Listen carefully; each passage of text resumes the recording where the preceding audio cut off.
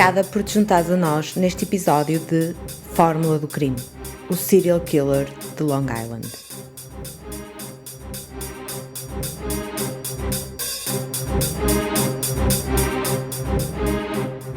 Anteriormente, em Fórmula do Crime, o serial killer de Long Island. Será que Craig é cúmplice do irmão? Poderemos estar na presença de uma irmandade de assassinos. Mas será que a polícia tem a pessoa certa? Como se tornou este alegado assassino impiedoso? Como escolhia as suas vítimas? Haverá mais? Terá cúmplices? Sempre teve estes ímpetos ou houve alguma coisa na sua vida que despoltou todo este desfecho? Será também ele responsável por todos os corpos que foram descobertos? São tantas as perguntas que queremos ver respondidas. Um aviso aos ouvintes. O seguinte podcast apresenta conteúdo que pode não ser indicado para todas as pessoas. Este episódio é continuação do anterior. Por isso, se apenas nos estás a ouvir agora, vai até o nosso podcast e seleciona o episódio 1 para não perderes pitada deste caso. Boa tarde, senhoras e senhores. Eu agradeço a vossa presença. Estou aqui com os meus parceiros policiais e a Força de Investigação de Guildhall para anunciar a iniciação do arguido Rex Andrew Heuermann, 59 anos de idade. Ele foi detido pelos detetives do Departamento de Polícia do Condado de Suffolk e foi indiciado numa apresentação ao grande júri pelo Gabinete do Procurador do Condado de Suffolk pelos homicídios de Melissa Barthélemy, Megan Warman e Amber Costello. A investigação de Maureen Brenner Barnes ainda decorre. Olá, eu sou a Isabel Formalista e esta é a Fórmula do Crime. Surpresa, surpresa! Acabaram de ouvir o início da conferência de imprensa que o Procurador do Condado de Suffolk, Ray Tierney, deu a 14 de julho de 2023. Mas será que as provas que o Ministério Público tem contra Heuermann são realmente fortes? Haverá alguma hipótese de que escape às malhas da lei? Qual foi o papel que as novas tecnologias tiveram neste caso? Tudo isso e muito mais é explicado em detalhe pelos documentos apresentados ao Tribunal. Por isso, não há melhor forma de obtermos informação fidedigna e vamos mesmo mergulhar diretamente nos documentos mais importantes. Não há forma de escapar, mas nós também não queremos. Devo, contudo, ressalvar que não sou especialista em matéria jurídica, pelo que perdoem-me alguma falha que possa existir. Vou dar o meu melhor. Segundo o que consegui perceber, quando alguém é acusado de um crime e há um pedido de fiança, a acusação apresenta ao tribunal um documento onde divulga os factos que foram descobertos durante a investigação policial e quaisquer outros documentos relevantes. Basicamente, o objetivo é demonstrar que há provas e indícios fortes que apontam para a autoria do crime pela pessoa que está a ser acusada e opor-se à libertação do arguido. Por esta razão, os pedidos de fiança são os melhores meios de sabermos os trunfos que as autoridades têm e, para além disso, têm a vantagem de sair das mãos do próprio Ministério Público. Eu sei que para nós parece estranho que um documento que se intitula pedido de fiança possa ser exatamente o contrário do que sugere, mas na realidade é uma resposta da acusação ao pedido de fiança do arguido. Preparados? Aí vamos nós. Apertem os cintos que isto vai levantar voo. No pedido de fiança, o povo do Estado de Nova Iorque, ou seja, o Ministério Público, apresenta ao Tribunal do Condado de Suffolk os factos que tem contra Rex Heuermann. O arguido Rex Heuermann comparece ante este tribunal acusado pelo grande júri de homicídio qualificado pela morte de Melissa Barthélemy em ou por volta do dia 10 de julho de 2009, homicídio qualificado pela morte de Megan Waterman em ou por volta do dia 6 de junho de 2010, homicídio qualificado pela morte de Amber Costello em ou por volta do dia 2 de setembro de 2010, homicídio simples de Melissa Barthélemy em ou por volta do dia 10 de julho de 2009, homicídio simples de Megan Waterman em ou por volta do dia 6 de junho de 2010 e homicídio simples de Amber Costello em ou por volta do dia 2 de setembro de 2010. Isto quer dizer que Rex Heuermann foi acusado do homicídio de 3 das 4 vítimas de Gilgo. Há 2 tipos de acusações, portanto, em cada uma delas ele é acusado por homicídio qualificado ou por homicídio simples. De fora está o homicídio de Maureen. Vamos então lá ver em que é que consiste e como é que eles desenvolvem toda esta acusação. Tal como descrito a seguir, tendo por base a natureza grave e hedionda destes homicídios em série, o planeamento e premeditação destes crimes, a extensão de encarceramento que o arguido enfrenta após condenação, o período de tempo alargado que este arguido escapou à detenção, as suas buscas recentes por materiais sádicos, pornografia de menores, imagens das suas vítimas e familiares, contra-vigilância feita online à investigação criminal, o seu uso de nomes, cartões de telemóvel e contas de e-mail fictícias e o seu historial e acesso à posse de armas de fogo. A única forma de garantir que o arguido Rex Heuermann volta ao tribunal é mantê-lo sem fiança. Basicamente, o que o Ministério Público está aqui a querer dizer é que todos estes crimes são muito graves, que o arguido poderá até, eventualmente, chegar a ser condenado à prisão perpétua, que já escapou há muito tempo que escapa à detenção e que, mesmo recentemente, ele fez buscas na internet que são preocupantes e que podem indicar que ele estaria a preparar-se para poder fazer mais vítimas. Para além disso, reforçam também que ele estava sempre atento a todas as informações relacionadas com a investigação criminal e que usava cartões de telemóvel, contas de e-mail fictícias para tentar, no fundo, eludir a investigação. Para além disso, reforçam também que lhe apreenderam muitas armas de fogo, não é?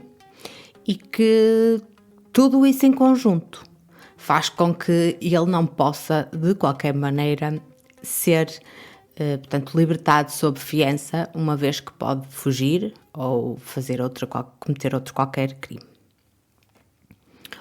Segue, portanto, este documento a explicar como é que foram feitas as descobertas das vítimas. A 11 de dezembro de 2010, o oficial da polícia John Malia realizou exercícios de treino com o seu parceiro canino Blue junto à Avenida Rodoviária Oceânica na praia de Gilgo, condado de Suffolk, em Nova York. Durante o curso do exercício de treino, Blue localizou um conjunto de restos mortais. Os restos mortais foram mais tarde identificados como sendo pertencentes a Melissa Barthélemy. 2 dias depois, a 13 de dezembro de 2010, o Departamento de Polícia do Condado de Suffolk continuou a busca nas proximidades de onde os restos mortais de Melissa Barthélemy foram recuperados. Nessa data, encontraram 3 conjuntos de restos mortais adicionais num raio de 400 metros da primeira descoberta. Estes 3 conjuntos de restos mortais adicionais foram identificados como sendo os de Maureen Brainerd Barnes, Megan Waterman e Amber Costello. As causas das mortes das 4 mulheres foi determinada como sendo homicídio violento. Há aqui uma chamada de atenção no que se refere a Maureen Brenner Barnes, em que diz que, apesar do arguido ainda não estar acusado de quaisquer crimes relacionados com Maureen, ele é o principal suspeito da sua morte e da investigação que continua e que se espera que seja solucionada em breve. Adicionalmente, há provas substanciais do envolvimento do arguido no desaparecimento e morte de Brenner Barnes, que encaixam perfeitamente no modus operandi do arguido no que respeita às mortes das outras 3 mulheres e que apoiam as acusações atuais. Como tal, este pedido de fiança contém descrições dessas provas e que demonstram a robustez das atuais acusações. Apesar de o Ministério Público considerar que ainda não tem tudo o que é necessário para acusar Heuermann, não é tímido em afirmar que Rex é o principal suspeito do homicídio de Maureen. As investigações a estas mortes foram relacionadas, uma vez que, para além de outros fatores, aparentemente foram colocadas próximos umas às outras, entre 6 a 10 metros da berma da avenida rodoviária. Todas eram mulheres de estatura baixa, com idades compreendidas entre os 22 e os 27 anos.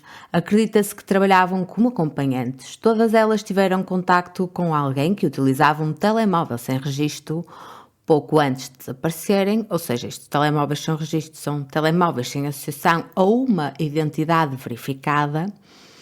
E os telemóveis de 2 das 4 vítimas, neste caso de Maureen Brenner Barnes e Melissa Barthélemy, foram utilizados pelo homicídio após as suas mortes.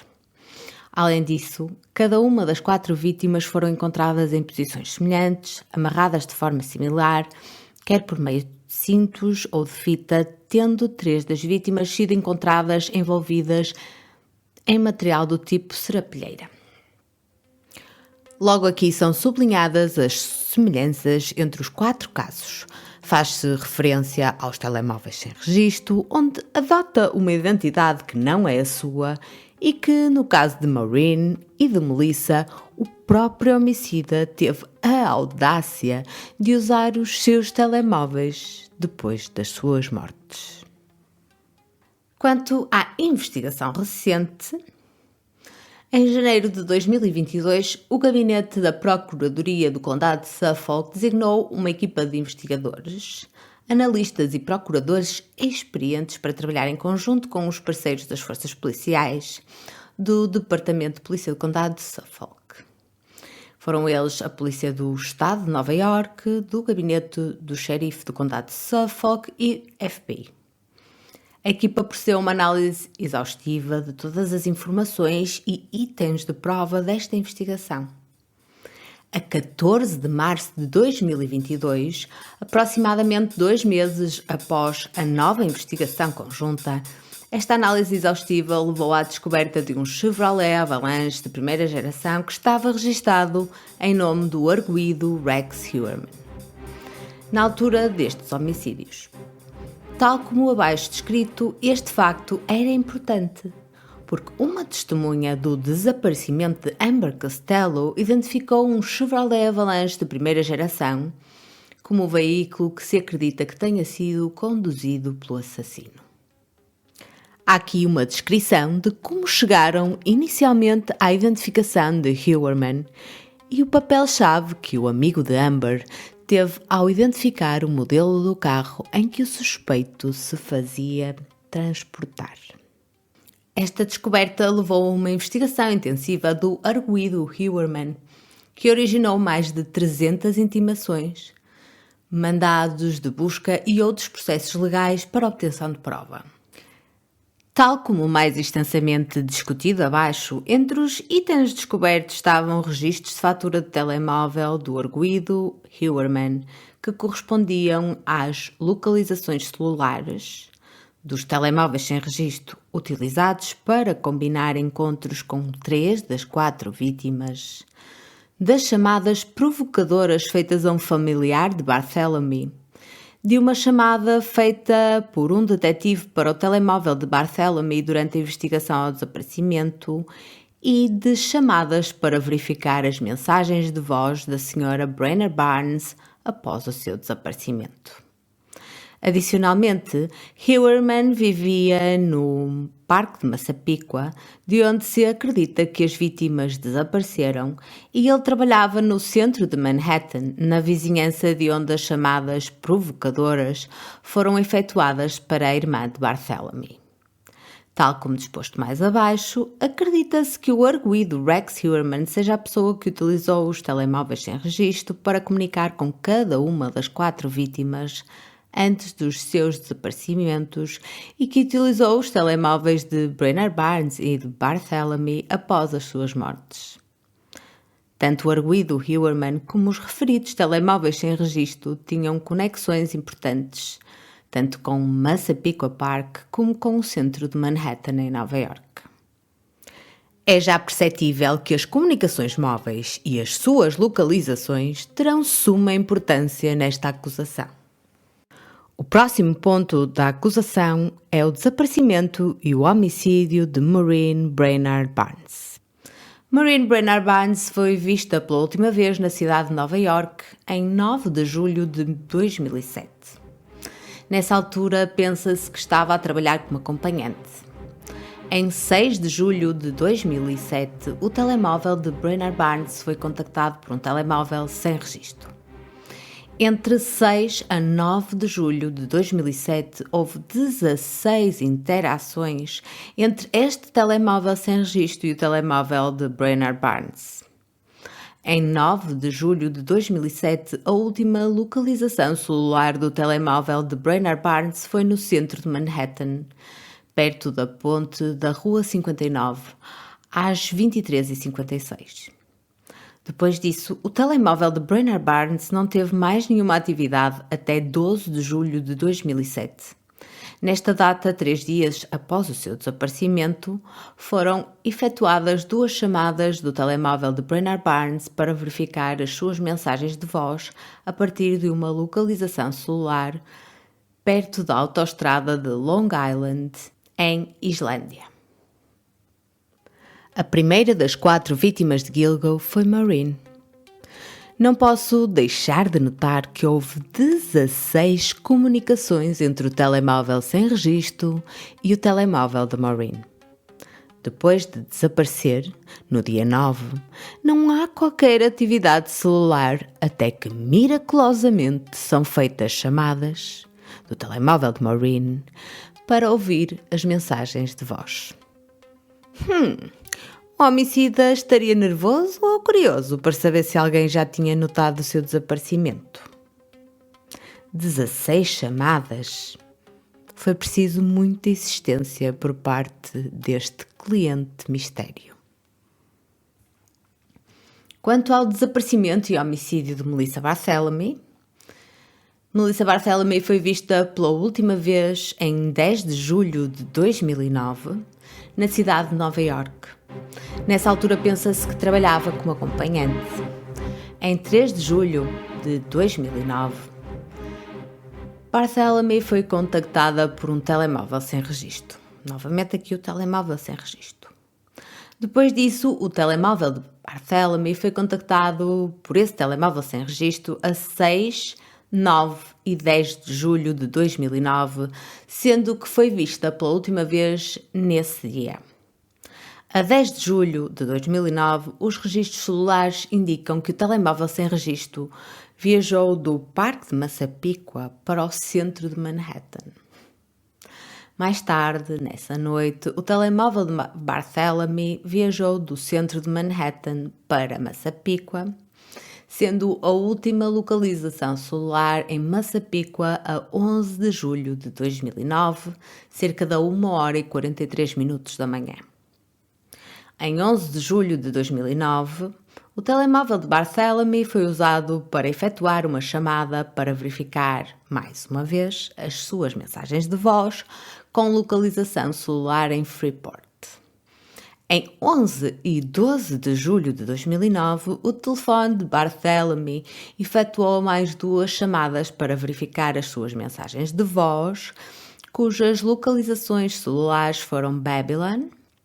Em 17 de julho, 23 de julho, 5 de agosto, 19 de agosto e 26 de agosto de 2009, O telefone de Barthélemy efetuou telefonemas provocadores para membros da família de Barthélemy, alguns dos quais resultaram numa conversa entre o autor da chamada, que era um homem, e um familiar de Melissa Barthélemy, que já vimos que era Amanda, a sua irmã, com 15 anos na altura, e na qual o homem que telefonava admitiu ter matado e atacado sexualmente Barthélemy. Como abaixo descrito, as localizações celulares do telefone de Barthélemy durante estas chamadas provocadoras foram sempre do centro de Manhattan. Rex Heuermann realmente insiste com estas duas mulheres até conseguir levar a sua avante. Com Maureen foram 16 contactos em 3 dias. Com Barthélemy foram 3 dias em que houve troca de mensagens ou de e-mails, ou então de telefonemas, não sabemos.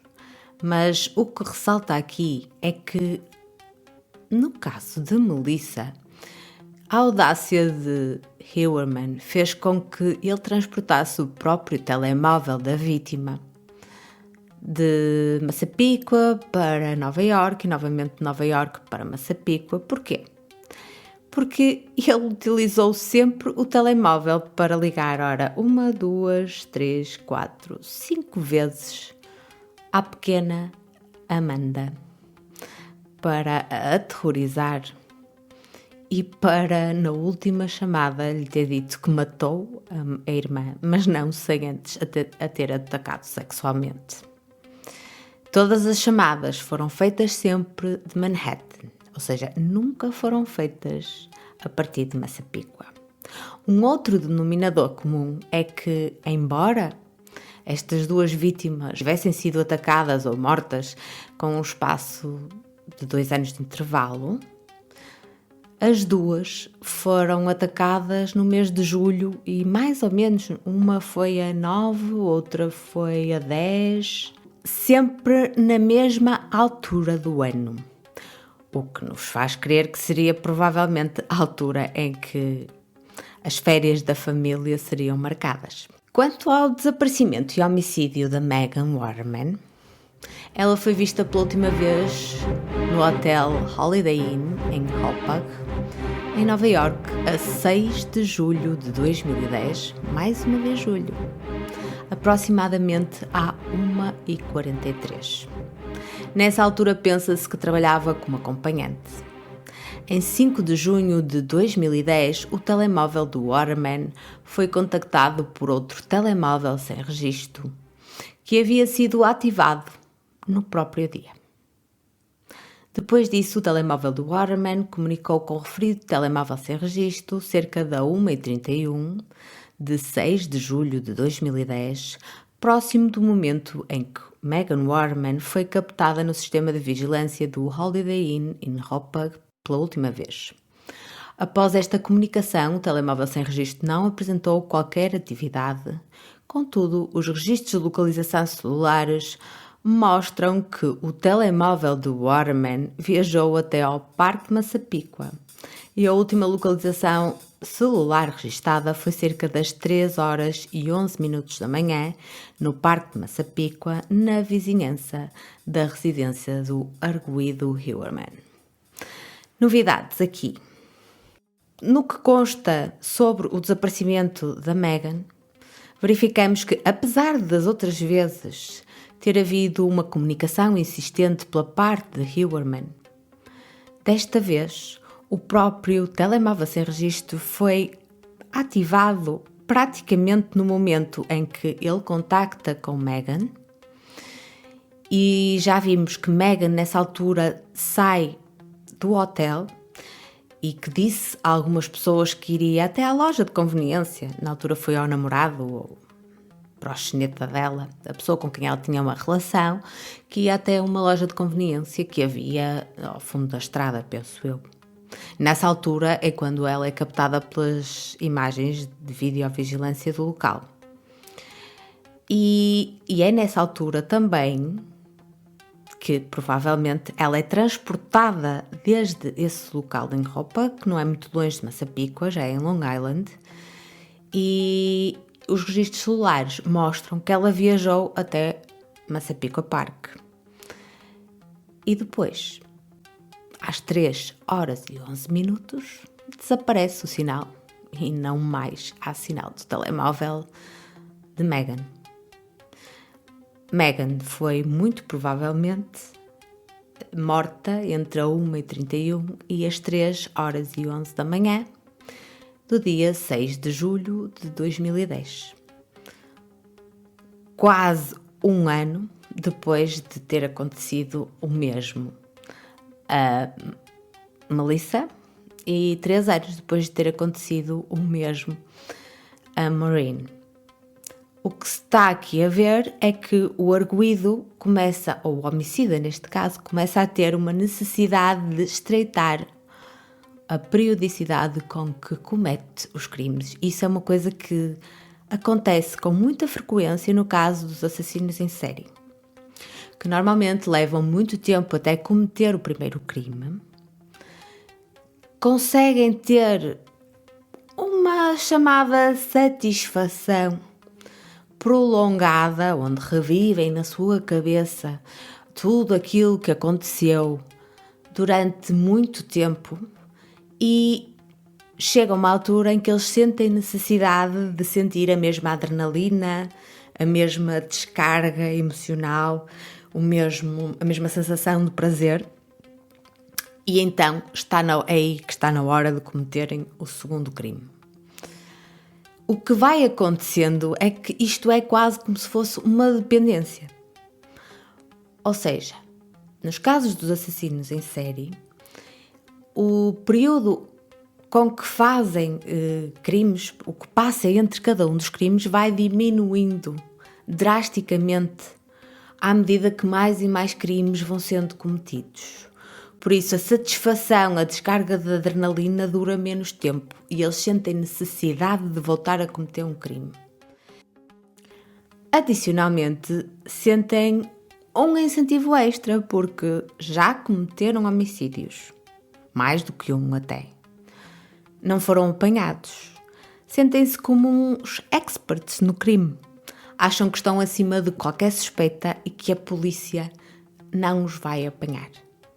Por outro lado, como estão sempre atentos ao que vai acontecendo, ao que sai na comunicação social sobre as investigações dos crimes, sentem uma certa satisfação de estarem a fugir, aquela adrenalina de estar a fazer alguma coisa proibida e que nem os melhores investigadores de Nova Iorque o conseguem apanhar. Por isso isto vai sendo uma bola que vai aumentando cada vez mais. Cada vez que ele comete um homicídio, vai ficando a uma descarga de prazer por causa do ato em si, que nestas pessoas que têm uma mente completamente distorcida, eles retiram prazer disso, mas por outro lado também há aquela excitação extra porque ele continua a cometer crimes, continua a ver que a polícia não chega absolutamente a lado nenhum, não consegue chegar até ele,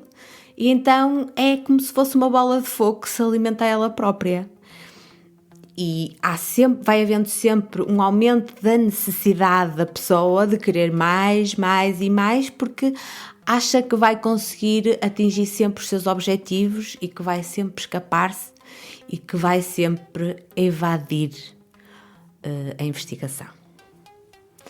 Neste caso, ele já começa a já nem se preocupar em verificar se há pessoas a ligarem para o telemóvel do Waterman, a ver se há pessoas preocupadas. Ele simplesmente desliga o telemóvel e acabou. Portanto, a sua confiança está quase de certeza num auge. E tanto está num auge que vamos falar agora no desaparecimento e no homicídio de Amber, que foi a 2 de setembro de 2010. Por isso, nem 2 meses tinham passado da última vítima. Amber Costello foi vista pela última vez a 2 de setembro de 2010.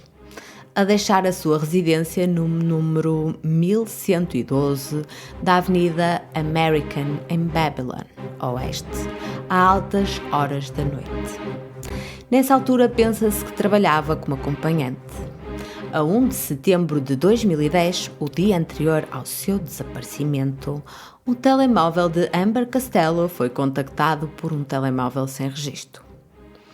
Em 1 de setembro de 2010, esse telemóvel sem registro comunicou com o telemóvel de Amber Costello cerca das 23h34 e das 23h33. Durante estas comunicações, o telemóvel sem registro ativou as torres de comunicação em Amityville, Oeste, e no Parque de Massapequa. Depois disso, o telemóvel sem registro viajou para Babylon Oeste, nas proximidades da residência de Amber Costello, e teve contacto com o telemóvel de Costello cerca da 00:05 de 2 de setembro de 2010. De acordo com testemunhas, por volta da hora destas comunicações entre o telemóvel sem registro e o telemóvel de Costello, e entre o dia 1 e 2 de setembro, um cliente apareceu na residência de Costello em Babylon Oeste, Nova York. Depois dos dois entrarem em casa, foi montada uma armadilha ao cliente por meio da qual uma pessoa que fingia ser o namorado ofendido de Amber Costello os confrontava e o cliente abandonava a residência enquanto Amber Costello retia o dinheiro que o cliente trazia para pagar pelos seus serviços.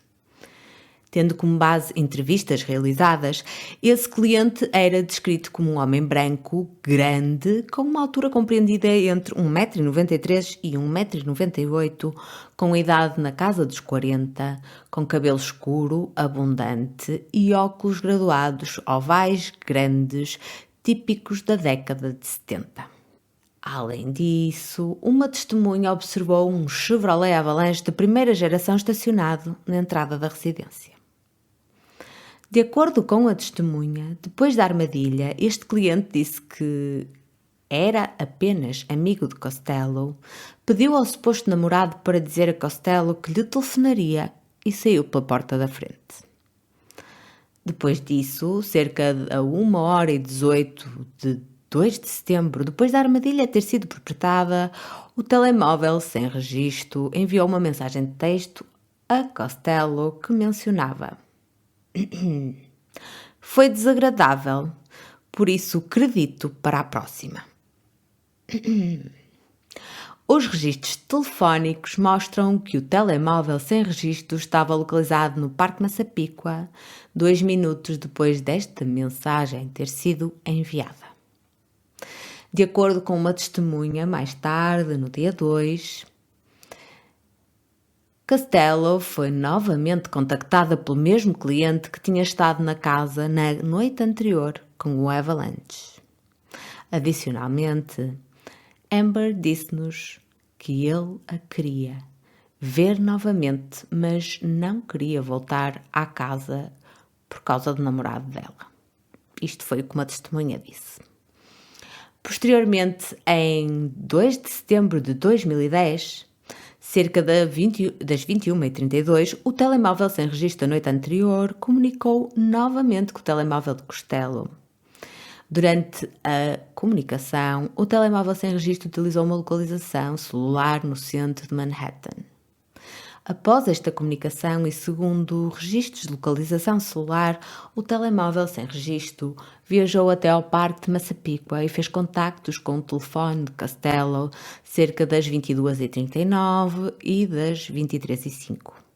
Registros de localização celular do telemóvel sem registro indicam que cerca das 23h17 o telemóvel viajou para Babylon Oeste, nas proximidades da residência de Amber Costello. Subsequentemente, Amber Costello deixou o seu próprio telemóvel em casa, saiu pela porta da frente da residência e foi vista com vida pela última vez. Pouco depois de Costello ter saído de casa, uma testemunha observou um veículo de cor escura a passar pela casa, mais especificamente a vir na direção contrária àquela para onde Amber caminhava. Amber foi realmente a acompanhante que deixou mais pistas. Isto muito devido ao engodo que utilizava com os seus clientes. Há um dia onde há comunicação entre os dois telemóveis e onde o arguido consegue combinar um encontro com Amber para que ela preste os serviços dela. Mas Amber apanhou o arguido de surpresa e aprontou-lhe a tal cilada que já tínhamos falado. Isso, para uma pessoa com o feitio de Huerman, deve ter sido muito humilhante. E então, o que é que o Huerman faz? No dia seguinte, volta ao ataque e quer se vingar. Combina novamente um encontro com Amber. Vai buscá-la perto da casa, mas não em frente à casa, ao fundo da rua, e convence Amber não só a ir ter com ele fora de casa, que não era habitual, mas como também a deixar o próprio telemóvel em casa. Eu não percebo aqui como é que ele conseguiu fazer isso, porque Amber já devia estar de sobreaviso, porque ela sabia que já tinha aprontado. E ela sabia que ele já não vinha com boas intenções, quase certeza, porque ele queria reaver o dinheiro e tinha se sentido humilhado pelo que tinha acontecido no dia anterior.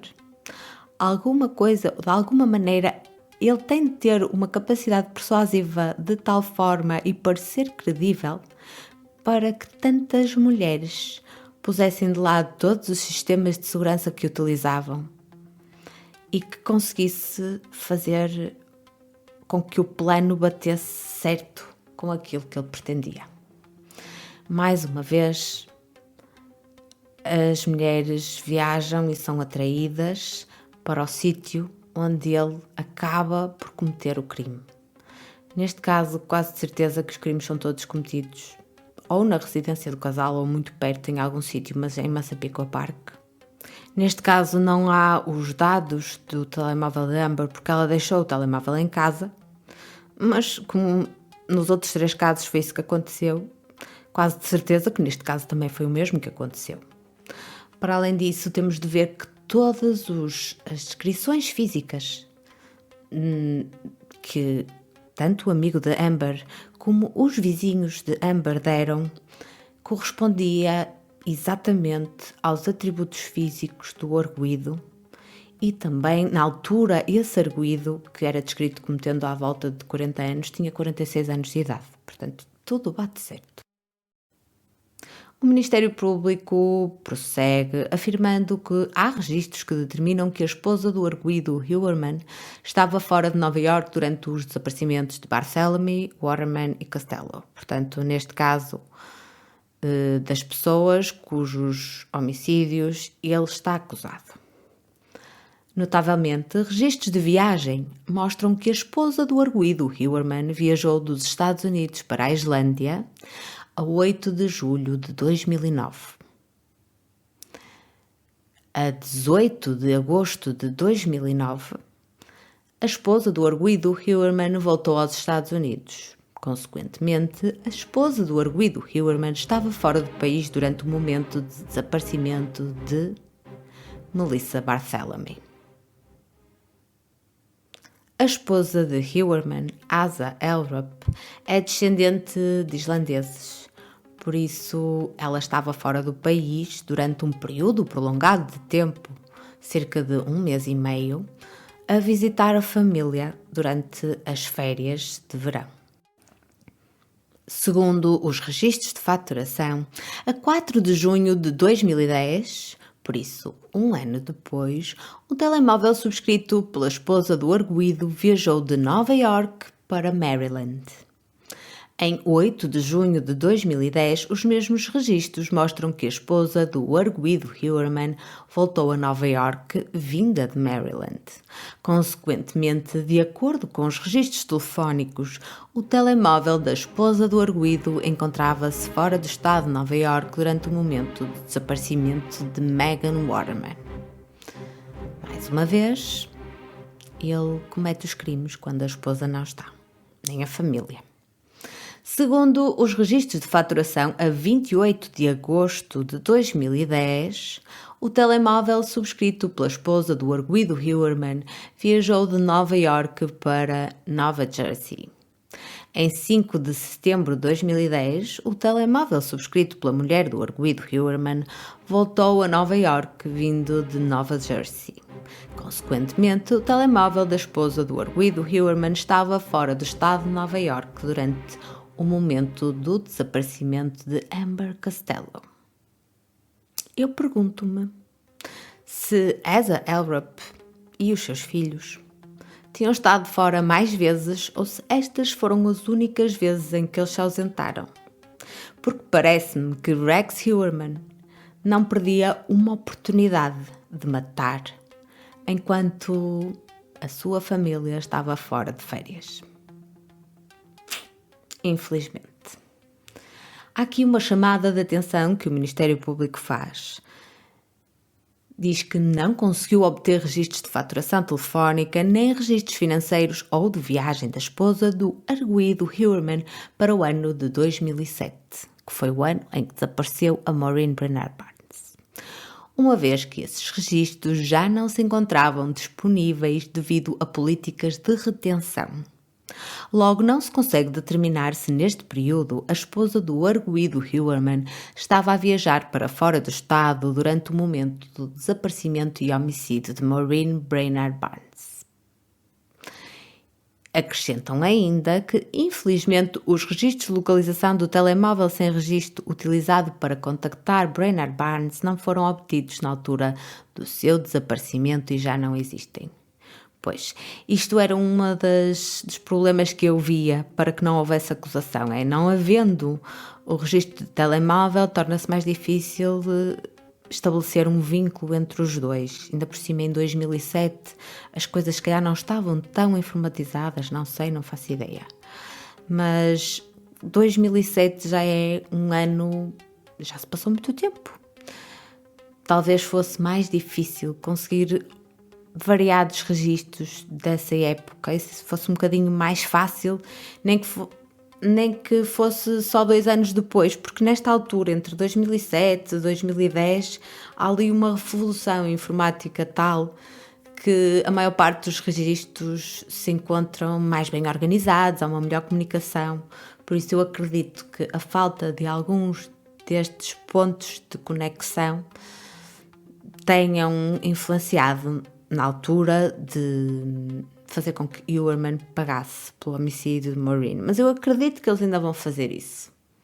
Aliás, eu sei que vão fazê-lo. O ponto seguinte prende-se com os registros de faturação do telemóvel de Rex Huerman. Durante as alturas dos desaparecimentos e homicídios das vítimas, o arguido Huerman possuía um gabinete de arquitetura no centro de Manhattan.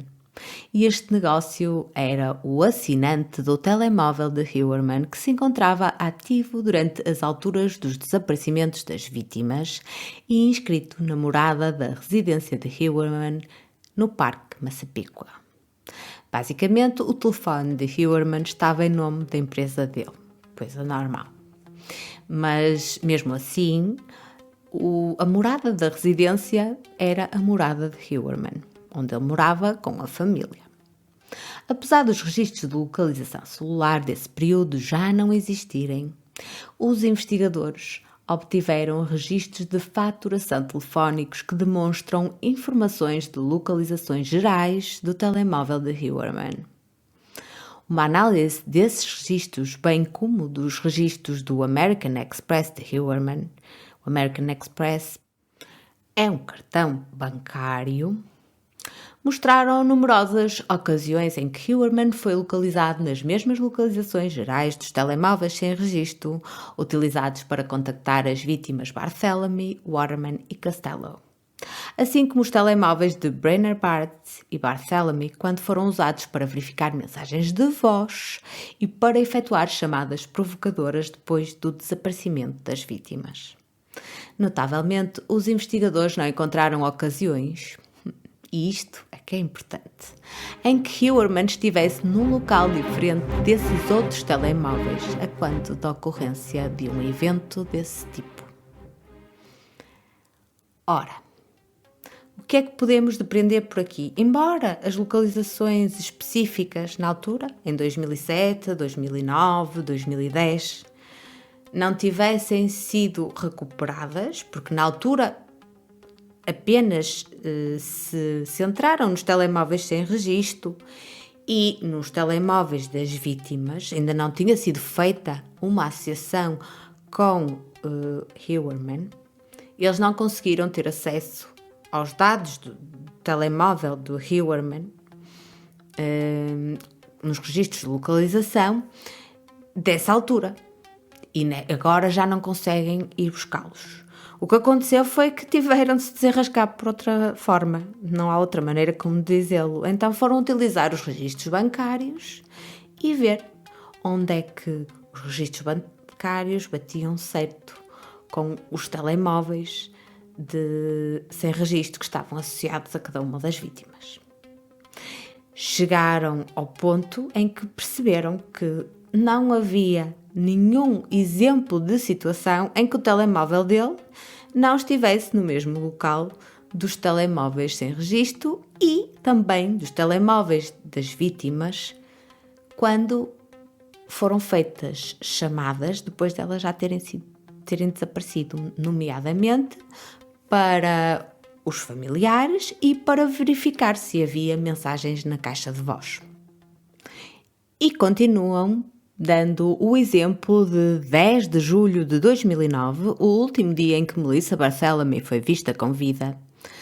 Nesse dia, tanto o telemóvel sem registro como o telemóvel de Hillerman estavam na zona de Massapequa e viajaram juntos pela cidade de Nova York. Subsequentemente, tanto o telemóvel de Barthelemy como o de Hillerman viajaram rumo a este, em direção a Massapequa. Os registros de localização celular indicam que o telemóvel sem registro usado para contactar Barthelemy antes do seu desaparecimento, às 19h15 do dia 14 de julho de 2009, teve atividade em Manhattan. Nessa mesma data, entre as 18h58 e as 19h22, os registros de faturação do telemóvel de Hillerman também mostraram localizações de chamadas na cidade de Nova York. Após o desaparecimento de Barthelemy, às 12h40 do dia 17 de julho de 2009, um homem localizou o telefone de Barthelemy para ligar à família dela. O telefone estava localizado na cidade de Nova York nesse momento, mais especificamente estava associado a uma torre celular localizada no número 4 da Praça Penn, que fica a cerca de 700 metros do escritório de Hillerman, que nessa altura ficava no número 19 a oeste da Rua 36, na cidade de Nova York. Os registros de faturação do telemóvel de Hillerman também mostram localizações de chamadas, na mesma data, às 13h45, na cidade de Nova York. Pois é. Os registros de localização celular indicam que o telemóvel sem registro teve atividade na cidade de Nova York às 18h51 do dia 22 de julho de 2009. Mais precisamente, estava associado a uma torre celular localizada no número 19 a oeste da Rua 34, que fica a 250 metros do então escritório do arguido Hillerman, que na altura ficava novamente no número 19, Rua 34, em Nova York. Nesta mesma data, os registros de faturação do telemóvel de Hillerman registaram uma chamada às 17h12 localizada na cidade de Nova York. Registros de localização celular indicam que o telemóvel sem registro teve atividade às 13h39 do dia 23 de julho de 2009 na cidade de Nova York e estava associado à torre celular localizada no número 19 a oeste da Rua 34, que fica a 250 metros do então escritório do arguido Hillerman. Nesta altura, os registros de faturação do telemóvel de Heuermann registaram uma chamada às 12h48, também localizada em Nova Iorque. O que conseguimos ver é que há os registros das chamadas. Quando ele faz uma chamada, sabe-se exatamente o sítio em que estava, pelo menos o sítio aproximado. E tudo vai sendo associado e cada um dos exemplos vão sendo adicionados pelo Ministério Público de forma a fortalecer, com estes variados exemplos, o facto de que o arguido estava sempre próximo dos sítios onde o telemóvel sem registro esteve. Mais um, em 23 de julho de 2009, às 18h42, um homem usou o telemóvel de Barthélemy para telefonar à sua família. Como já vimos, foi a Amanda. O telemóvel de Barthélemy foi neste momento localizado na cidade de Nova Iorque, mais especificamente conectado a uma torre celular localizada no número 275 oeste da Rua 39, que fica aproximadamente a 265 metros do então escritório de Heuermann. Em 23 de julho de 2009, no mesmo dia, mas da parte da tarde, às 20h28 e às 21h30, o telemóvel sem registro teve atividade na cidade de Nova Iorque. Mais tarde, nessa mesma data, às 23h05, os registros de faturação do telemóvel de Heuermann mostraram uma chamada localizada em Jamaica, no bairro de Queens. Em 5 de agosto de 2009, entre as 18h50 e as 19h11, um homem utilizou o telefone de Barthélemy mais uma vez para ligar à família desta. Durante o respectivo período, o telefone utilizou as seguintes torres celulares na cidade de Nova Iorque, que estão entre 680 e 1000 metros de distância do então escritório de Heuermann. Nessa mesma data, durante um período de tempo entre as 18h46 e as 19h05, o telemóvel de Heuermann apresenta localizações de faturação na cidade de Nova Iorque. Portanto, há aqui 4 sítios onde ele utilizou essas torres celulares. Em 10 de agosto de 2009, tendo por base documentos de viagem sujeitos à intimação, Heuermann viajou para a Islândia, de onde é a família de Asa Elrup, a mulher, e qualquer atividade telefónica associada ao telefone de Barthélemy cessou. A 18 de agosto de 2009, Heuermann voltou da Islândia e a atividade telefónica do telemóvel de Barthélemy recomeçou no dia seguinte. Há cada coincidência. Em 19 de agosto de 2009, às 19h23, um homem utilizou o telefone de Barthélemy para contactar a família desta. Registros de localização telefónicos indicam que o telemóvel de Barthélemy estava na cidade de Nova Iorque nesse momento, mais especificamente conectado a uma torre celular localizada no número 249 oeste da Rua 36, que fica a 850 metros do então escritório de Heuermann.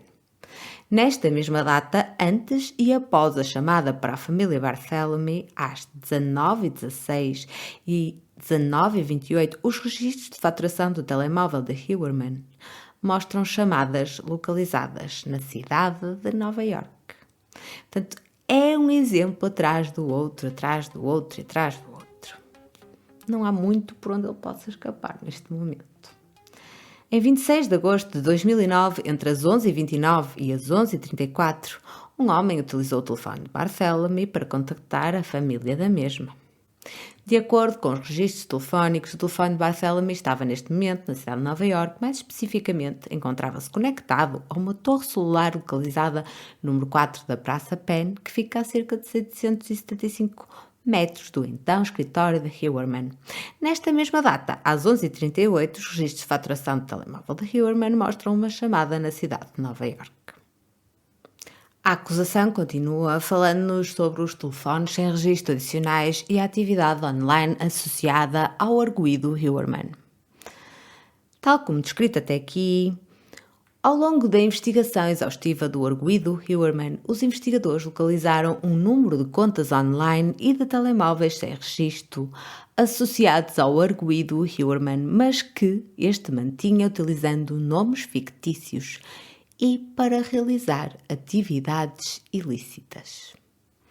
Os registros obtidos sob intimação do seu cartão American Express revelavam pagamentos Google Pay recorrentes efetuados pelo arguido Huerman ao Tinder, uma aplicação de namoro de redes geossociais online usada para encontros ou namoros na vizinhança imediata do utilizador.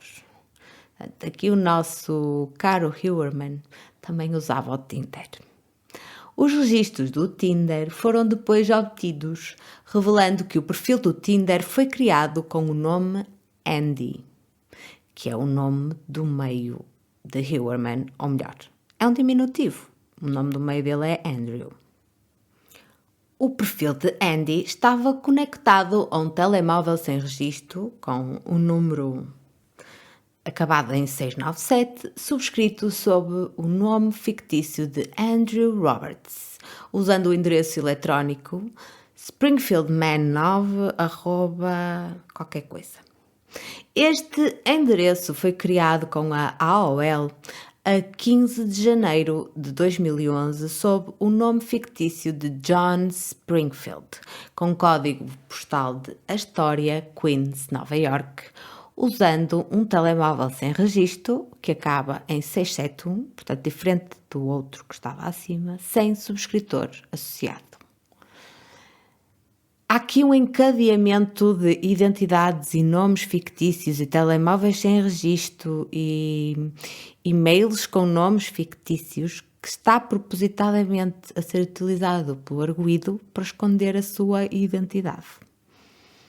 Os registros obtidos da Verizon mostram que o telemóvel do arguido Huerman foi utilizado em 11 de dezembro de 2022 por um período superior a 3 horas para aceder à conta fictícia da AOL Springfield Man 9. Cometeu o primeiro erro, porque ele utilizou o seu próprio telemóvel, que está registado com a sua identidade oficial, não é? No fundo, a verdadeira, para aceder à conta do e-mail fictício do Springfield Man 9. De acordo com os registros obtidos da T-Mobile, mostram que o telemóvel sem registro 671, que é o do John Springfield, foi utilizado em várias datas, incluindo a 8 de novembro de 2022, para aceder a esta conta. Uma análise dos registros telefónicos destes dois telefones sem registro adicionais revelaram que ambos foram extensamente utilizados entre 2021 e 2023 para contactos relacionados com a prostituição, tanto com acompanhantes como com massagistas. Por isso, Huerman continuava a contactar com pessoas com negócios relacionados ao mundo do sexo. Será que ele continuou a matar? Não se sabe. Adicionalmente, os mandatos para a obtenção de localização destes telemóveis revelavam que, tal como os telemóveis sem registro que o arguido utilizava para contactar as vítimas antes dos seus desaparecimentos, estes telemóveis sem registro adicionais tinham atividade de localização celular frequente no centro de Manhattan e no Parque de Massapequa. Especificamente, os registros revelavam que estes telemóveis sem registro tinham consistentemente atividade nas torres celulares que cobriam a residência do arguido no Parque de Massapequa e do seu negócio na cidade de Nova York. Através do processo legal apresentado à Google para obter registros ou contas associadas com os dispositivos destes telemóveis sem registro, foi revelada uma outra conta de e-mail que o Ministério Público vai passar a chamar conta de e-mail THOC. Os registros da Google indicam ainda que a conta de e-mail THOC foi subscrita com o novo nome fictício Thomas Hawk. Uma ordem judicial revelou que a conta de e-mail THOC, associada com o telemóvel 671, foi utilizada para realizar milhares de buscas relacionadas com acompanhantes, pornografia de menores e pornografia relacionada com comportamentos de tortura e sadismo, incluindo... Bem, tem aqui uma lista. Amante de Long Island, acompanhantes maduras, Manhattan, meninas a pedir qualquer coisa que está rasurado, adolescente a pedir qualquer coisa que está rasurado, pornografia de menina bonita com face esmurrada, pornografia de tortura ruiva, meninas de 10 anos, pornografia ruiva magra amarrada, pornografia menina gorda baixa amarrada. Bem, isto nunca mais acaba. A conta THOC também foi utilizada para fazer mais de 200 buscas entre março de 2022 e julho de 2023. Aliás, junho, peço desculpa, que foi nessa altura em que ele foi detido. Relativa a assassinos em série ativos e conhecidos, aos desaparecimentos específicos de Maureen Brenner Barnes, Melissa Barthélemy, Megan Waterman e Amber Costello e à investigação dos seus homicídios. Estas buscas ou artigos acedidos incluem, mas não se limitam a... E tem aqui uma lista por aqui abaixo. Por exemplo, porque é que as autoridades não rastrearam as chamadas feitas ao assassino em série de Long Island? Pois, ele anda mesmo à procura disso, não é? Porque é que o assassino em série de Long Island não foi apanhado? Assassino de Long Island, telefonema do assassino de Long Island, assassino de Long Island atualização, assassino de Long Island atualização 2022, assassino em série ativos FBI, assassinos em série por estado 2023, mapa de todos os assassinos em série conhecidos, casos de assassino em série por resolver, 5 casos antigos americanos mais famosos, 11 assassinos em série ativos na atualidade, 8 assassinos em série terríveis em atividade que não conseguimos encontrar, Megan Waterman, Melissa Barthélemy, Maureen Brenner Barnes, o nome dos familiares de Barthélemy e o nome dos familiares de Waterman. Ele andou a fazer buscas pelas pessoas. Polícias lançam Força Especial de Investigação aos homicídios de Gilgo Beach, mapa das vítimas assassinadas em Long Island, compreender o assassino em série de Long Island e de Gilgo Beach, o assassino de Gilgo Beach, mentes criminosas, investigação do assassino em série de Long Island, nova tecnologia de serviços móveis para resolver o caso.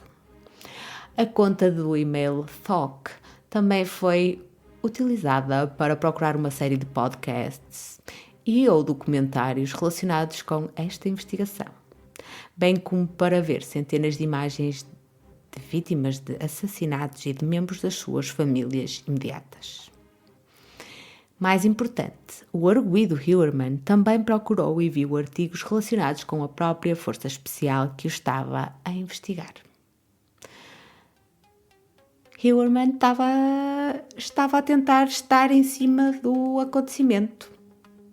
Estava a tentar apalpar terreno, perceber onde é que a força de investigação especial estava a fazer progresso, porque é que ainda não tinham conseguido rastrear as suas chamadas. Ele queria saber em que ponto é que se encontrava a investigação. Ele queria saber como seria a melhor maneira de escapar caso estivesse perto de ser apanhado. Mas a sorte neste caso é que não, foi tudo feito no maior sigilo, não saiu nada cá para fora, foi tudo feito com recurso a um grande júri, tudo feito sob segredo, e ele não conseguiu aceder a nenhuma dessas investigações e a nenhum dado que o pudesse alertar. Uma ordem judicial à conta Springfield 9 da AOL revelou ainda fotografias, São selfies que parecem ter sido tiradas pelo arguido Rex Heuermann a si próprio. Foram umas selfies que eu até já coloquei nas nossas redes sociais e enviadas para outras pessoas para solicitar e combinar sexo, associando ainda mais Heuermann à conta de e-mail fictícia e ao telemóvel sem registro que termina em 671 usado para criar a conta. Por isso, se alguma dúvida houvesse, há fotografias, selfies que ele tira a si próprio e envia desse número e envia dessa conta de e-mail fictícia. Portanto, está tudo aqui muito bem suportado. O arguido Rex Heuermann foi adicionalmente associado ao telemóvel sem registro 671, o mesmo, uma vez que no dia 9 de maio de 2023 foi visto pelas autoridades através de vigilância por vídeo e no local numa loja de telemóveis no centro de Manhattan a comprar minutos adicionais que foram adicionados ao telemóvel sem registro em questão. Há uma bela de uma fotografia de uma câmara de vigilância da loja com o Heuermann com os seus óculos de sol a entrar na loja com um telemóvel na mão. Também temos essa foto nas nossas redes sociais. A análise à conta Springfield Man 9 da AOL também levou à descoberta de uma outra conta de e-mail. Elas parecem nunca acabar. Chamada Hunter 1903a3@gmail.com, que doravante vamos chamar a conta Google de Hunter. Usada a 14 de fevereiro de 2021 para enviar uma imagem de uma acompanhante do norte de Nova York entre duas das contas de e-mail secretas de Heuermann. Investigações adicionais revelaram que a conta da Google Hunter foi criada em 14 de fevereiro de 2023, utilizando o telemóvel sem registro 697, só de telemóvel, como número de telefone e um número de contacto para a recuperação via SMS e registado sob o nome fictício de Andy Roberts, o mesmo nome falso associado ao perfil Tinder anteriormente designado e ao telemóvel que acaba em 697.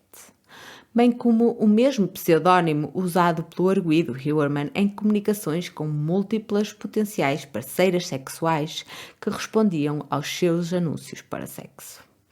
Utilizando a data de nascimento 6 de agosto de 1972, que corresponde à terminação digital da conta falsa THOC.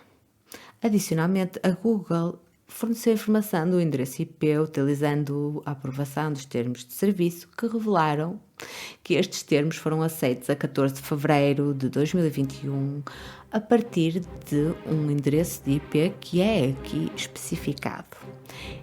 Importa referir que os registros da Altice, fornecedor de serviços de internet que opera sobre a designação Optimum, indicam que o endereço de IP da morada de residência do arguido é o mesmo endereço de IP que a Google tinha disponibilizado anteriormente.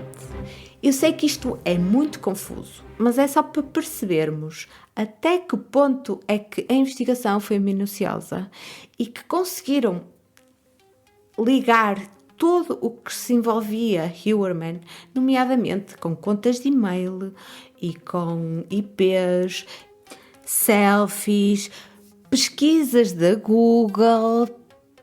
Há uma panóplia de itens, de acontecimentos, de registros que estão todos conectados entre si e vão todos convergir para a pessoa de Rex Heuermann.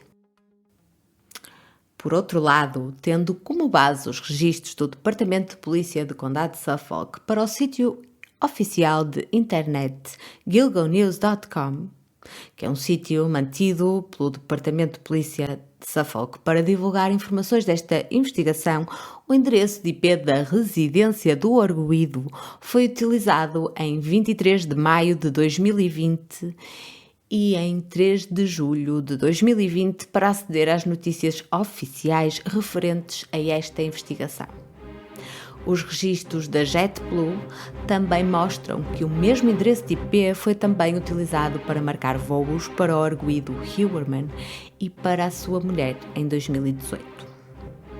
Analisando todos os dispositivos e contas usadas pelo arguido Huerman, parece existir um padrão claro, em que Huerman utilizava telemóveis sem registro e endereços de e-mail com nomes fictícios para contactar acompanhantes e parceiros sexuais, efetuar buscas extensivas relacionadas com sexo e prostituição, pornografia infantil, violenta e sádica, procurar informação online sobre autoridades que investigam os seus crimes. Estes telemóveis sem registro e contas de e-mail com identidades fictícias foram usadas com o intuito de esconder a verdadeira identidade de Huerman, encobrir a sua atividade criminosa, fazer propostas ilícitas a acompanhantes e uma tentativa de monitorização à investigação dos seus crimes. O Ministério Público procede com a análise de DNA recuperados a quando das autópsias das vítimas. Durante esta investigação, um cientista forense do Laboratório Criminal do Condado de Suffolk procedeu ao exame de cada um dos 4 corpos das vítimas, que revelou o seguinte: Maureen Brenner Barnes foi deixada amarrada, com 3 cintos de pele, um dos quais foi utilizado para juntar pés, tornozelo e pernas. Durante a análise dos cintos, o Laboratório Criminal do Condado de Suffolk encontrou um cabelo de mulher na fivela de um deles, doravante vamos lhe chamar cabelo de mulher em Barnes, e em ou por volta de 18 de dezembro de 2010, este mesmo laboratório analisou o cabelo e determinou que correspondia a um fragmento de cabelo proveniente de uma caucasiana. Apesar de, na altura, este cabelo não apresentar as condições adequadas para se obter um perfil de DNA nuclear, foi posteriormente submetido para análises adicionais.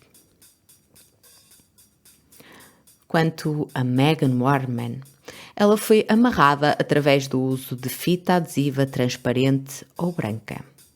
Durante o exame do corpo de Warman foram recuperados 2 cabelos de uma mulher.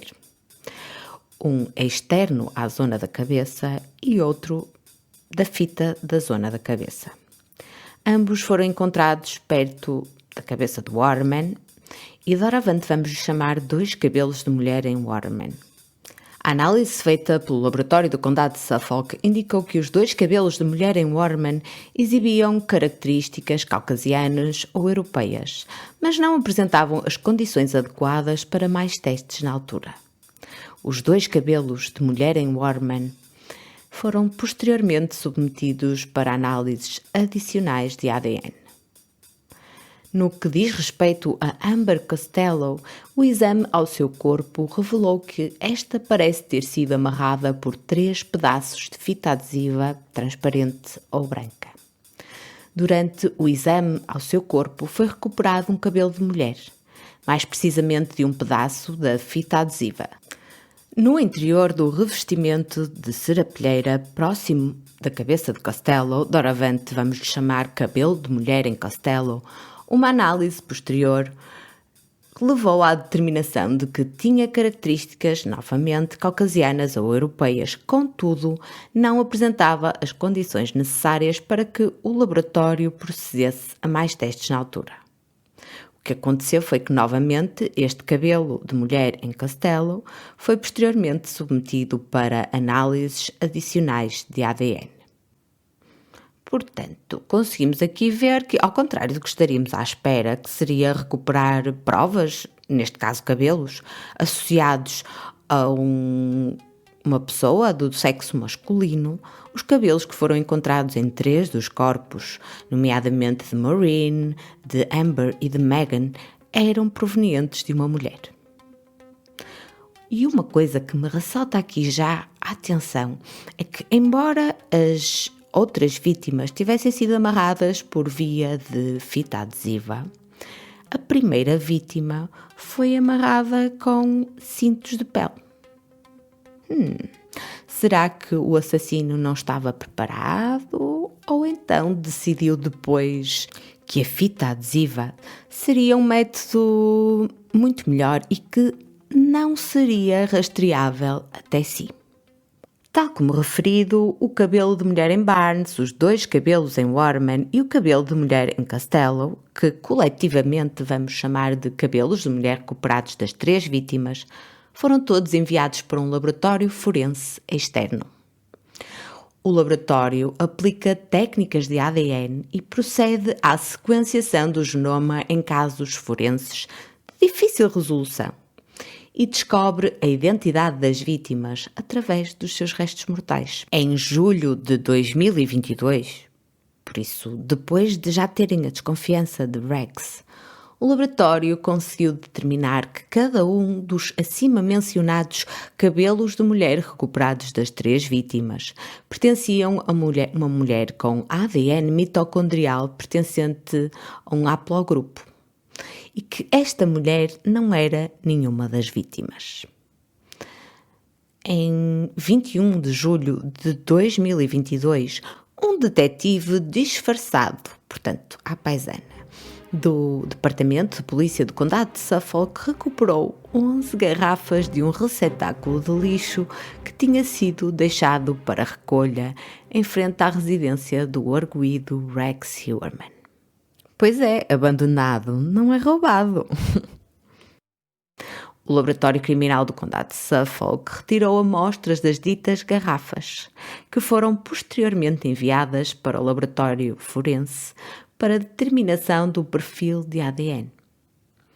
Tendo como base estas novas submissões, a 24 de fevereiro de 2023, o laboratório forense conclui que um dos perfis de ADN gerado a partir das garrafas anteriormente mencionadas e que foram retiradas da residência do arguido Heuermann correspondiam a uma mulher com ADN mitocondrial pertencente ao mesmo haplogrupo, que tinha sido identificado nos cabelos de mulher recuperados das 3 vítimas. Este perfil foi posteriormente comparado com a amostra já testada de cabelo de mulher recolhida dos restos mortais de Megan Warman, concluindo-se que as 2 amostras pertenciam às mesmas pessoas, à mesma pessoa, aliás, ou a um parente próximo. Considerando a investigação e as provas recolhidas à data, acredita-se que a mulher em questão seja, pois claro, a esposa do arguido Heuermann. No dia 23 de março de 2023, o Laboratório Criminal do Condado de Suffolk solicitou a realização de uma análise independente adicional a um outro laboratório forense, vamos chamar o Laboratório Forense 2, que é especializado em análise mitocondrial.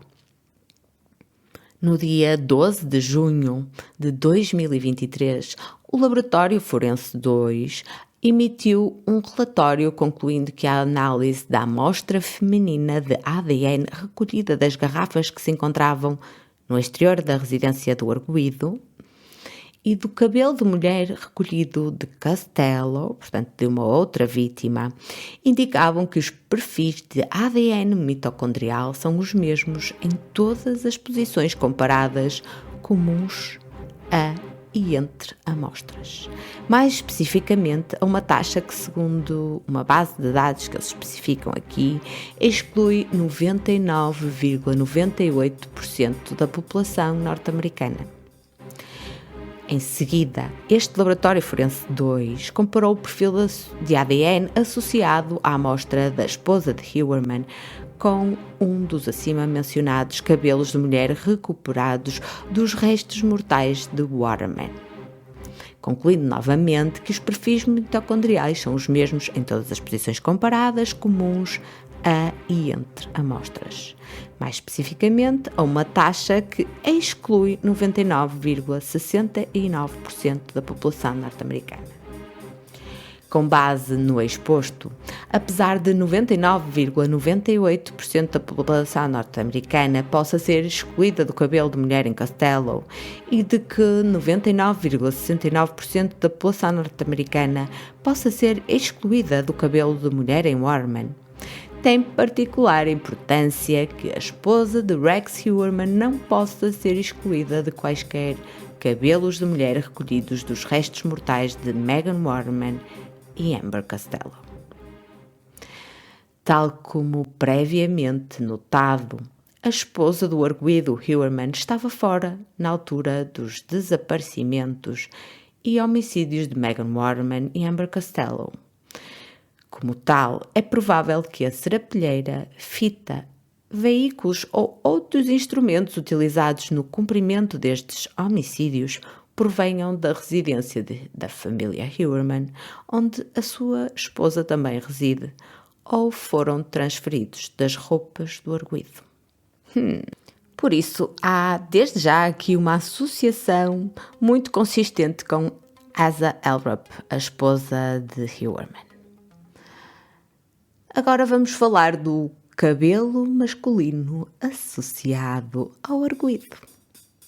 No decorrer da análise inicial aos restos esqueletais de Waterman e aos materiais de serapilheira, o Laboratório Forense do Condado de Suffolk recolheu um cabelo masculino do fundo da serapilheira usada pelo assassino para envolver Waterman. Doravante vamos chamar cabelo masculino em Waterman. A primeira análise do cabelo revelou características caucasianas ou europeias. Contudo, nessa altura, o cabelo não tinha as características necessárias para que o Laboratório Criminal do Condado realizasse outras técnicas de DNA. Este cabelo foi posteriormente enviado para análise e no dia 31 de julho de 2020, o Laboratório Forense 1 conseguiu gerar um perfil de ADN a partir do cabelo recolhido no fundo da serapilheira de Waterman. Mais especificamente, ele determinou que este cabelo pertencia a um homem com o haplogrupo mitocondrial V7A. Após a descoberta do Chevrolet Avalanche, que estava registado em nome do arguido Heuermann, a investigação dos registros de faturação e de outros itens, no dia 26 de janeiro de 2023, uma equipa de vigilância observou e recolheu uma caixa de pizza que fora descartada na lata de lixo pelo arguido Heuermann em frente ao número 385 da 5ª Avenida em Manhattan.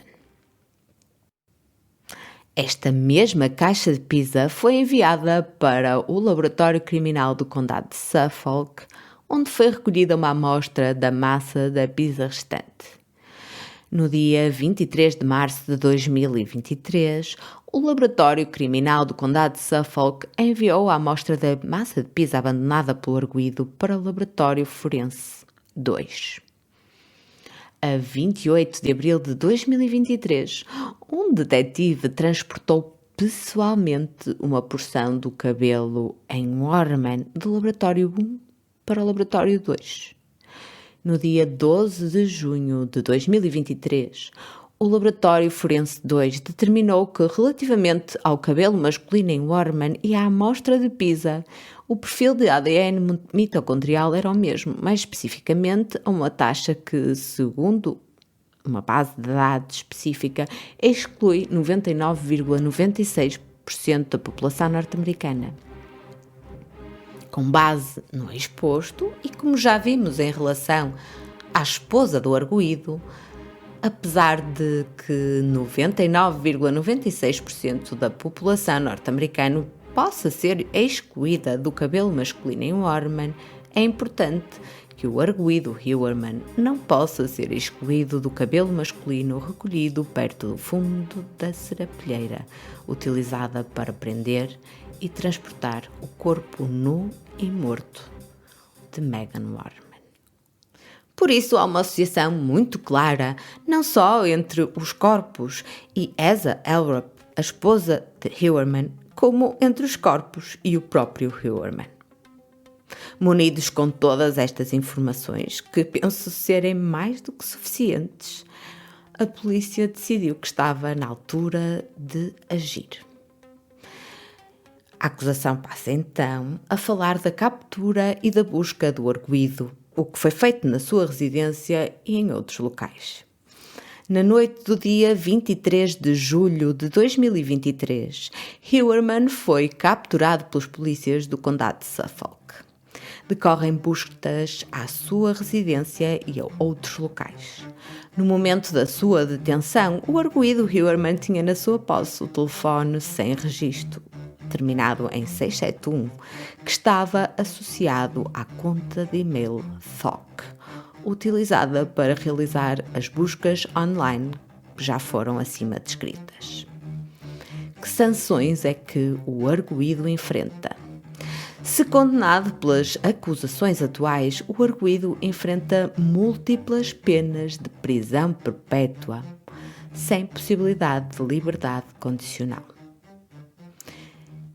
Pois o Estado de Nova Iorque não adotou a pena de morte, por isso é que ele enfrenta só penas de prisão perpétua. No entanto, não há possibilidade de libertação condicional, segundo aquilo que a acusação pretende. No que se refere à prisão preventiva, sem direito à fiança, o Ministério Público crê que essa é a medida adequada, uma vez que, considerando a natureza grave e hedionda destes delitos, a robustez da acusação, a pena de prisão perpétua que o arguido enfrenta se condenado, as medidas extremas que este arguido tomou para tentar escapar à detenção durante um extenso período de tempo, as recentes buscas relacionadas com pornografia infantil e sadismo, o uso de nomes fictícios, as contas de e-mail fictícias, as contas de telemóvel sem registro, a contravigilância efetuada online, o seu acesso histórico de posse de armas de fogo. A acusação acredita que a única medida que garante que o arguido Heuermann volte ao tribunal é a prisão preventiva sem direito à fiança. E nós por cá também concordamos com essa medida. O documento termina com a data que foi emitido, ou seja, 14 de julho de 2023, e está assinado pelo Procurador Público Raymond A. Tierney. Pois é, queridos formulistas, terminamos finalmente este documento. Eu sei que podem considerar um bocado maçador, mas só assim é que conseguimos saber todos os trunfos que a polícia tem contra Heuermann. E pelo que vimos, será bastante difícil que ele consiga escapar às malhas da justiça. Que posição é que ele irá adotar? Será que, quando encurralado, vai finalmente deitar cá para fora e gabar-se de tudo aquilo que fez? Por outro lado, vocês acreditam que um assassino que mata pelo menos 4 vezes em 4 anos deixa de repente de matar? E já agora? Já repararam que Shannon desapareceu em maio de 2010 e que as últimas 2 vítimas de Gilgo foram mortas nesse mesmo ano, enquanto estavam a decorrer buscas exaustivas e enquanto a família de Shannon Gilbert não se calava literalmente na comunicação social? Como é que Heuermann tem a audácia de descartar 2 corpos, no intervalo de 2 meses, muito perto do local onde havia buscas pelo corpo de Shannon? Que audácia que este assassino tem. Mas depois também podemos pensar: será que ele se apercebeu que realmente as buscas iam ser muito maiores e muito mais extensivas e não se limitar ali à zona de Oak Ridge? E será que ele se assustou quando finalmente as vítimas de Gilgo foram descobertas a dezembro de 2010, porque a última vítima, Amber Costello, foi descartada ou morta no início de setembro deste ano? Será que aí ele mudou o seu modus operandi? Será que decidiu que estava na hora de parar? Mas nós já vimos, o Ministério Público conseguiu recuperar outros cartões onde ele continuava a solicitar sexo, onde ele continuava a falar com pessoas que estavam ligadas à prostituição e onde continuava a tentar disfarçar a sua identidade. Por isso, estou bastante curiosa para saber como é que ele se vai posicionar em relação às vítimas de Gilgo, mas também em relação à sua atividade criminosa como um todo. Será que vai acontecer como aconteceu no caso do BTK? Que realmente mal foi apanhado, ou pouco tempo depois, quase imediatamente, decidiu que estava na hora de apresentar a sua obra-prima, a obra da sua vida, no fundo, e decidiu que ia tirar o mérito e os louros por estar há 30 anos a evadir a justiça e a fugir ao microscópio dos investigadores. O que é que vocês acham?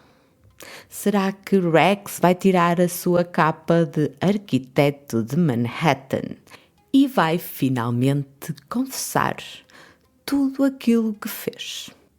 Uma coisa é certa, os seus dias de liberdade e de crime parecem ter terminado. E nós por aqui, por hoje, também terminamos. Obrigada por nos emprestarem os vossos ouvidos. E já sabem, vemo-nos da próxima vez. Peço-vos só que deixem um like, façam um comentário, gostem do nosso podcast, o recomendem a amigos que gostem da temática da investigação criminal e que continuem a ser fiéis ouvintes, porque temos mais, muito mais para vos mostrar.